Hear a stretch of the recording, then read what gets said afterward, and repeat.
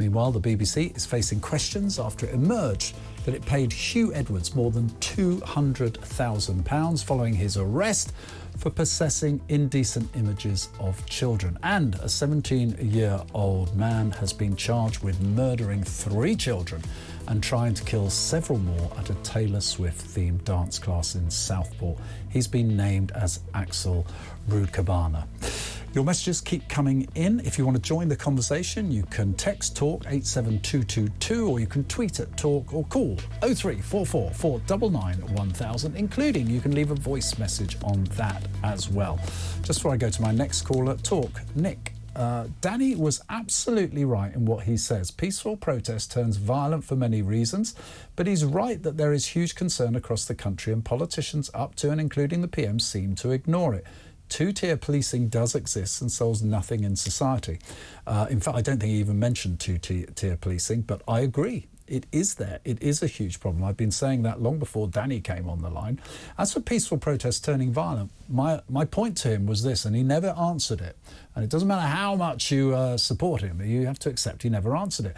What is the point in organising protests when you know every single one so far has ended up with violence against the peace, allegedly in the name of those poor girls who were murdered and their families?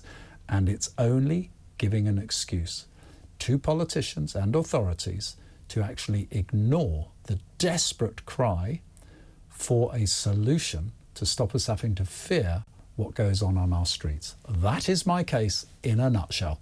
Like it or not, you can join the conversation or challenge it on 0344 499 1000. Now, just for now, and I'll come back to your calls on that subject, I promise you, Huw Edwards. Well, we've been talking about this, and as I said, the BBC is facing questions for all sorts of reasons, but it basically paid him loads of dosh following his arrest for possession of indecent images of children. I want to explore this with someone who actually knows the media extremely well, and I'm pleased to welcome Neil Wallis to the show. Neil, hello. Good afternoon. I'm really happy to be corrected on aspects of this. So let me just put this how I see it.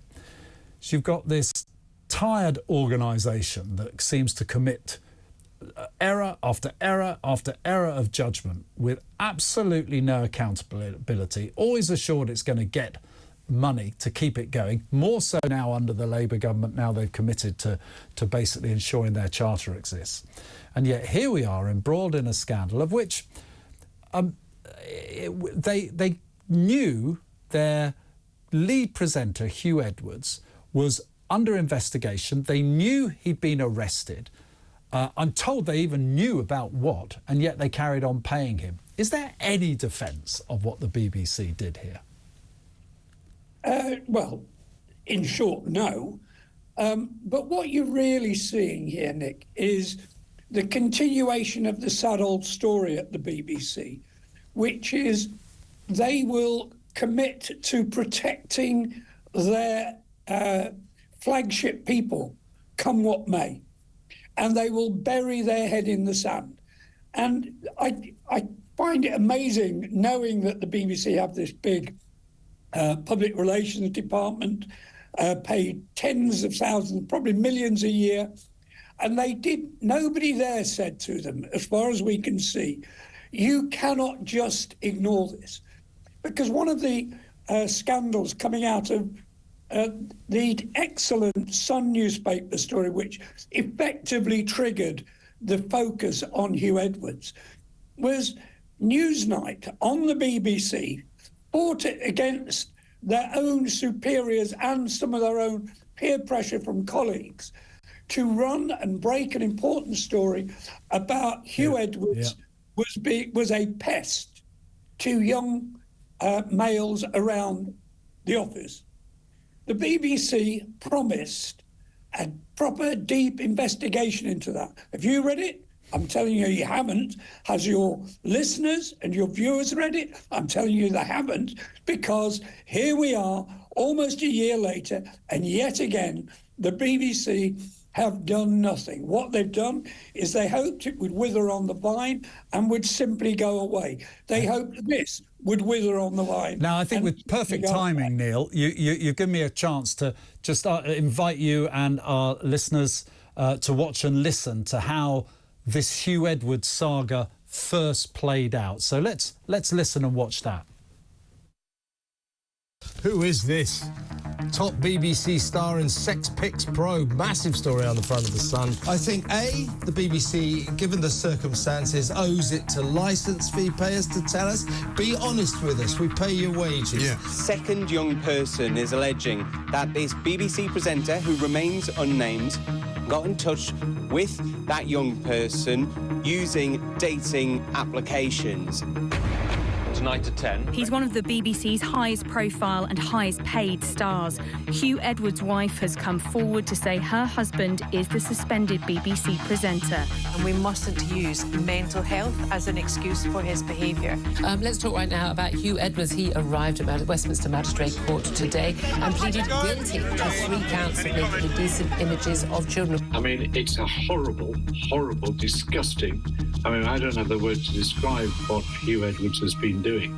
One day after the disgraced BBC News anchor pleaded guilty to receiving sex abuse images of children from a paedophile, the media landscape has shifted. Today, even The Guardian said the Sun's initial story feels more than vindicated. I'd love to know your thoughts about The Sun here, their role in this. They came in for absolutely vitriolic attacks, didn't they, Neil, at the time, by a lot of lovies as well and colleagues. You know, Owen Jones was amongst them, saying how disgraceful they were. But this would not have come to light without The Sun, would it? I don't believe it would. Let me declare an interest here. I used to be the deputy editor of The Sun a number of years ago. And at the time, I came out fighting on Twitter and on TV programmes across the country for The Sun because they came under horrendous pressure, horrendous abuse for breaking what we are seeing here was a very, very significant story. It was the first chink in the armour. And this man, as has been coming out in the last few days since it was announced that he was being charged with child abuse pictures, that people are saying, well, actually, there were lots of people who thought he was getting a bit funny and a bit odd. But the BBC, as ever, just gathered around the campfire, protected him, kept him away from any sort of adverse comments. Don't forget, when The Sun ran that original story, they only ran it because the family came to them in desperation after going to the BBC itself and being ignored. They were ignored by the BBC. Why? Because this was one of their biggest stars. The BBC didn't know. You see, try and explain that to us listening and watching, Huw, because the BBC, if you like, they do fight for ratings, but their income doesn't depend on their ratings. I mean, quite honestly, there's an awful lot of people who would probably think if it wasn't Huw Edwards, there'll be someone else. Any other organisation, I'd like to think that they would be transparent, even if they weren't dependent on public money. But here we've got a public money organisation that repeatedly fails to learn the lessons of its past mistakes. What is it in that organisation that makes them think cover up first before anything else? Well, I think it's partly because of their own view of themselves. They see themselves as the pinnacle of the media pyramid. They have an enormously high opinion of themselves. They take the view that they are the best and they do what they do sets the standard. And you know what? Very often there are great, brilliant journalists at the BBC. Some of them are friends of mine. I've worked with lots of them. They are tremendous journalists, but they're not the be-all and end-all. They are mortal too. The problem is they think they know better than everybody else, which is why you've got a sort of soft left metro tradition culture inside the BBC, which means they think they know better than everybody else. So, for instance, for years, they just dismissed any anti-European, any anti-Euro views as nonsensical and not worth airing. They their views on the Middle East, for instance, are largely pro-Arabist. And this has gone on for years and years because they genuinely think they know better than the rest of us. Well, Huw Edwards is a manifestation of that. It couldn't be Huw, because he's one of ours.